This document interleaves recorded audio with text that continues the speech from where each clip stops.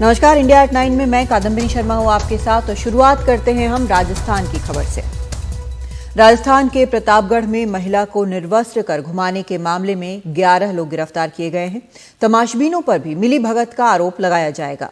मुख्यमंत्री अशोक गहलोत पीड़ित से मिले, 10 लाख रुपयों की आर्थिक मदद और सरकारी नौकरी का वादा किया है। इस मामले में विशेष जांच दल का भी गठन हुआ है। राजस्थान के प्रतापगढ़ में एक नौजवान महिला को उसके पति ने पीटा और फिर निर्वस्त्र कर घुमाया। पति और पत्नी कुछ समय से अलग रह रहे थे। इस घटना को पति के एक साथी ने अपने मोबाइल पर रिकॉर्ड कर लिया और महिला को बदनाम करने के लिए सोशल मीडिया पर डाल दिया, जिसे देखकर पूरे राज्य में खलबली मच गई। सबसे पहले मुख्यमंत्री ने ट्वीट करके कहा कि ऐसे लोगों की सभ्य समाज में कोई जगह नहीं है। इसके फौरन बाद वरिष्ठ पुलिस अफसर प्रतापगढ़ पहुंचे और 12 घंटों के अंदर मामले के सभी आरोपी गिरफ्तार कर लिए गए। पति, उसके साथी जिन्होंने महिला को अगवा किया, कपड़े उतारे और वीडियो बनाया। वो जहाँ रह रही थी वहाँ से उसकी इच्छा के विरुद्ध जबरदस्ती पकड़ के लेके आने के बाद अपने जो ससुराल में उसको 3 लोगों ने निर्वस्त्र किया। उसके बाद उसको वीडियो बना के उसको वायरल भी कर दिया। किडनैपिंग प्लस निर्वस्त्र करके घुमाना, उसमें जो मेन थे 8 लोग थे, उसमें 7 हो गए और 1 बाकी है बस ऊपर। पुलिस ने भीड़ में खड़े 8 लोगों की शिनाख्त भी की है, जो तमाशबीन बने खड़े रहे और पीड़ित की मदद के लिए कुछ नहीं किया। उन पर मिलीभगत का आरोप लगेगा। राजस्थान में जो उत्पीड़न चल रहा, अब मुझे कल प्रतापगढ़ की घटना सुनने को मिला। आप बताइए, मानवता शर्मसार होती है कि नहीं होती है? बताइए, क्या घटना है? महिलाओं का अपमान, सरकार चुप। महिला आयोग इस तरह की अक्षम्य जो कांड है उसको कभी भी माफ नहीं करेगी। तो उनके ऊपर सख्त से सख्त कार्रवाई होगी और किसी की हौसला नहीं होएगा भविष्य में किसी के साथ इस तरह की हरकतें करने की। महिला आयोग इस बात की गारंटी देगी। मुख्यमंत्री अशोक गहलोत ने अपने बाकी काम छोड़ प्रतापगढ़ जाकर पीड़िता से मुलाकात की और मदद का ऐलान किया। पारिवारिक झगड़े भी होते कई बार दुनिया में होते हैं। कौन सा देश है, कौन सा प्रदेश है, कौन सा गांव है या जिला जहाँ घटना नहीं होती है, पारिवारिक घटना होती है, नाराजगी भी होती है पति पत्नी के बीच में, सब कुछ होता है। पर ये घिनौनी हरकत करना, कानून को हाथ में लेना, मैं समझता हूँ इससे बड़ी घटना दुखद कोई हो नहीं सकती। जिले के एसपी और अतिरिक्त एसपी के तहत एक विशेष जांच दल बनाया गया है, जो जांच पर नजर रखेगा और जल्द मुकदमा करवाकर इंसाफ दिलाने की कोशिश करेगा। प्रतापगढ़ में सुभाष मेहता के साथ हर्षा कुमारी सिंह की रिपोर्ट, एनडीटीवी इंडिया। महाराष्ट्र के जालना में मराठा आरक्षण की मांग कर रहे लोगों पर पुलिस ने कल लाठीचार्ज किया। मराठा समाज के लोग 29 अगस्त से अपनी मांगों को लेकर भूख हड़ताल पर थे। इसके बाद कल पुलिस ने कुछ प्रदर्शनकारियों को गिरफ्तार करने की कोशिश की, जिससे माहौल तनावपूर्ण हो गया। पुलिस के मुताबिक कुछ प्रदर्शनकारियों ने पुलिस पर पथराव किया, जिसके विरोध में पुलिस ने लाठीचार्ज कर दिया। ये तस्वीरें हैं महाराष्ट्र के जालना जिले की, जहां दुकानों पर ताला लगा है, रास्तों पर इक्का दुक्का गाड़ी ही दिखाई दे रही है। दरअसल जालना के अंतरवाली सराटी गांव में शुक्रवार देर शाम को मराठा आरक्षण की मांग कर रहे आंदोलनकारियों पर पुलिस ने लाठीचार्ज किया। इस घटना से नाराज सकल मराठा समाज के कार्यकर्ताओं ने राज्य के कई शहरों में बसों को आग के हवाले कर दिया। इतना मारपीट शुरू किया कि मेरे माता मौली को मारा। इसको जवाबदार ज्यादा से ज्यादा देवेंद्र फडणवीस की पुलिस है, देवेंद्र फडणवीस खुद है। उन्होंने राजीनामा देना चाहिए, क्योंकि उसकी माता है। ये गांव के लोग माँ बाप होते हैं, माता होती है। इनको अवश्य उनको राजीनामा देना चाहिए। मराठों का आंदोलन छिड़ने का काम मुख्यमंत्री और उप मुख्यमंत्री ने किया है। मुख्य तौर पर इस आसपास के इलाकों में 10 ऐसी बसें जो है वो आग के हवाले प्रदर्शनकारियों ने कर दी। दरअसल इनका आरोप है कि पुलिस ने जानबूझकर प्रदर्शनकारियों पर लाठीचार्ज किया और उन्हें कहीं ना कहीं परेशान करने की कोशिश की गई, जिसके बाद ये पूरा जो मामला था वो हिंसक हो गया।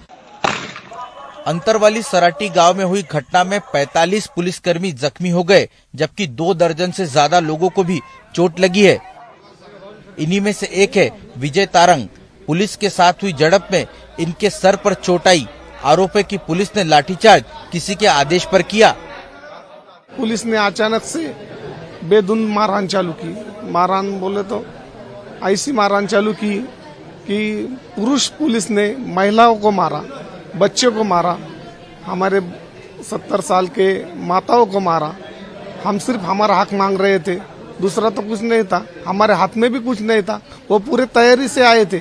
सरकार का उन पे दबाव था, सरकार के दबाव की वजह से उन्होंने ऐसे लाठीचार्ज किया। पुलिस का कहना है कि भूख हड़ताल पर बैठे कुछ लोगों की हालत बिगड़ रही थी। उन्हें अस्पताल ले जाने की तैयारी हो रही थी कि पुलिस वालों पर पथराव किया गया। इसके बाद हालात काबू करने के लिए लाठीचार्ज किया गया। हमारे एडिशनल एसपी और एसडीएम दोनों ने उनको उनकी जान को खतरा है ये बताकर उनको अस्पताल में लेके जाने की प्रोसेस हमने शुरू की थी। लेकिन वहां जो मॉब जो इकट्ठा हुआ था, उन्होंने हमारी जो महिलाएं थी जो सामने थी उन पर और हमारे जवान पर पत्थरबाजी शुरू की। वहां का जो वायलेंट जो मॉब था उसको डिस्पर्स करने के लिए पुलिस ने फिर बल का इस्तेमाल किया है। जाहिर है कि विपक्षी दलों को सरकार पर निशाना साधने का मौका मिल गया।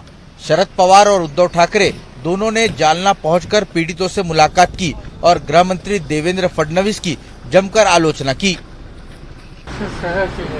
देवेंद्र फडणवीस को प्रशासन कैसे चलाया जाता है इसकी जानकारी नहीं है। जिस वक्त आर पाटिल महाराष्ट्र के गृह मंत्री हुआ करते थे, उस वक्त ऐसी एक घटना मुंबई में घटी थी, लेकिन मीडिया के सामने उनकी जुबान फिसली। केवल उसी आधार पर आर पाटिल ने एक जिम्मेदार गृह मंत्री रहते हुए पद से इस्तीफा दे दिया था। साल 2014 में राज्य की कमान संभालने के बाद से ही मराठा समाज देवेंद्र फडणवीस के खिलाफ थोड़ा नाराज था, लेकिन 2018 में इसी मराठा समाज को मराठा आरक्षण देकर देवेंद्र फडणवीस ने अपने पाले में करने की कोशिश की। लेकिन जालना में हुई इस ताजा घटना ने मराठा समाज को फिर एक बार देवेंद्र फडणवीस के खिलाफ लामबंद होने का मौका दे दिया है। कैमरा पर्सन प्रवीण के साथ रौनक कुकड़े, एनडीटीवी इंडिया के लिए। छत्तीसगढ़ विधानसभा चुनाव के लिए कांग्रेस और बीजेपी के दिग्गज मैदान में उतर चुके हैं। शनिवार को गृहमंत्री अमित शाह और कांग्रेस नेता राहुल गांधी ने अपने अपने दल के लिए जोर लगाया। राहुल गांधी युवाओं के बीच थे। उन्होंने कहा कि उनकी लड़ाई बीजेपी की विचारधारा के खिलाफ है। अमित शाह दीनदयाल उपाध्याय सभागार पहुंचे, जहां उन्होंने भूपेश बघेल सरकार के खिलाफ आरोप पत्र जारी किया। उन्होंने राज्य सरकार पर शराब घोटाले और ऑनलाइन ठगी का आरोप लगाया। राहुल बाबा, आपने छत्तीसगढ़ के मेरे आदिवासी भाइयों को क्या दिया, इसका हिसाब जरा मेरे आदिवासी भाइयों को दीजिए।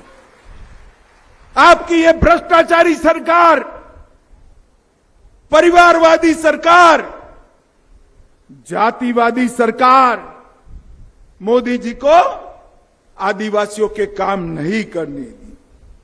मित्रों, मैं आज बताने आया हूं मेरे आदिवासी भाइयों बहनों को, हमने छत्तीसगढ़ बनाया है, हमने छत्तीसगढ़ को संवारा है और छत्तीसगढ़ को ये भ्रष्टाचारी भूपेश से बचाने का काम भी भारतीय जनता पार्टी करेगी। एक तरफ बीजेपी और उनकी विचारधारा, दूसरी तरफ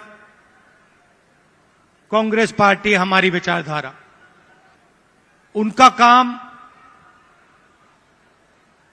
लोगों को बांटने का, नफरत फैलाने का, हिंसा फैलाने का। हमारा काम लोगों को जोड़ने का, नफरत के बाजार में मोहब्बत की दुकान खोलने का। और अब बात एक देश एक चुनाव की। इस पर अब समिति की अधिसूचना जो है वो जारी हो गई है। 8 सदस्यों की समिति बनाई गई है। पूर्व राष्ट्रपति रामनाथ कोविंद इसकी अध्यक्षता कर रहे हैं। ये पहले ही ऐलान हो चुका है, लेकिन अब समिति भी बन गई है। गृह मंत्री अमित शाह समिति के सदस्य हैं। अधीर रंजन चौधरी भी समिति के सदस्य हैं। गुलाम नबी आजाद, NK सिंह, सुभाष कश्यप, हरीश साल्वे भी सदस्य हैं। संजय कोठारी भी सदस्य बनाए गए हैं।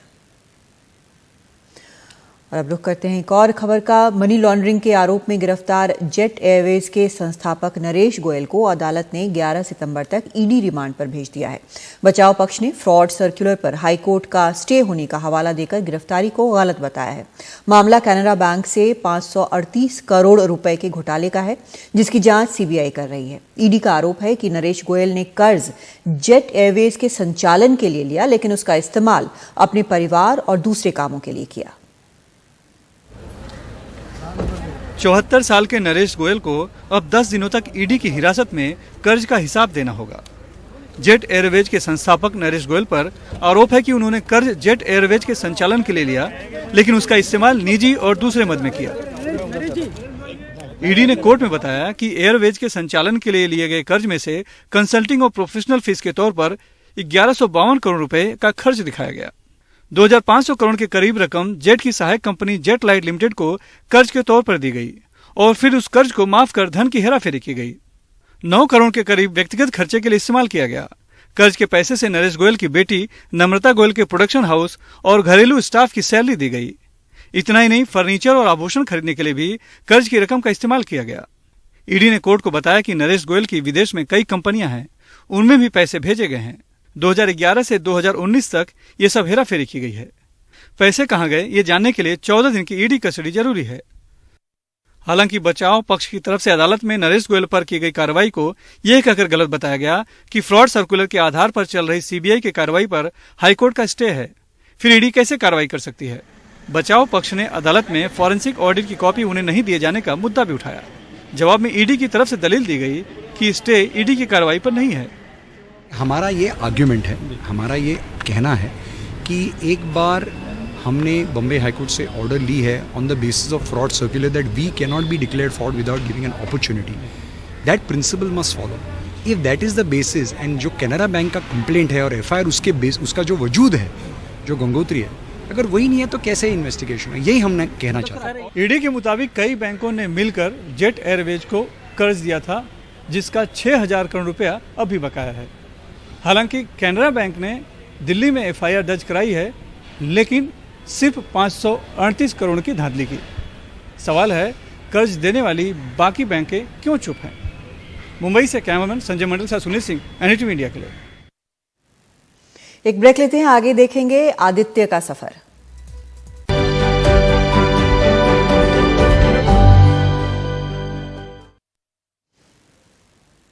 इसरो ने चांद के दक्षिणी ध्रुव पर चंद्रयान 3 को सफलतापूर्वक उतारकर इतिहास रचा। चंद्रमा पर कामयाब मिशन के बाद भारत अब अंतरिक्ष में अपने सूर्य मिशन की ओर बढ़ गया है।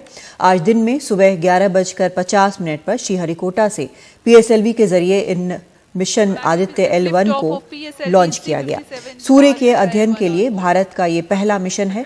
आदित्य L1 का ये सफर 125 दिन में पूरा होगा और इस दौरान ये 15 लाख किलोमीटर की दूरी तय करेगा। निकल चुका है। Congratulations.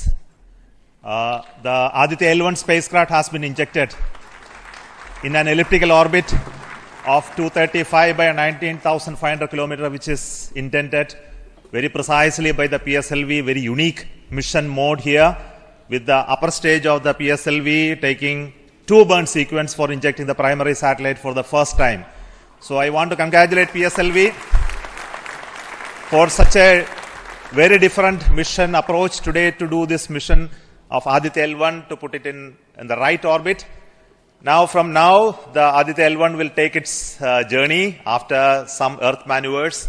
It will start its journey to the L1 point, very long journey of almost 125 days. So let us wish all the very best to Aditya spacecraft for its long journey and being put around the halo orbit of L1.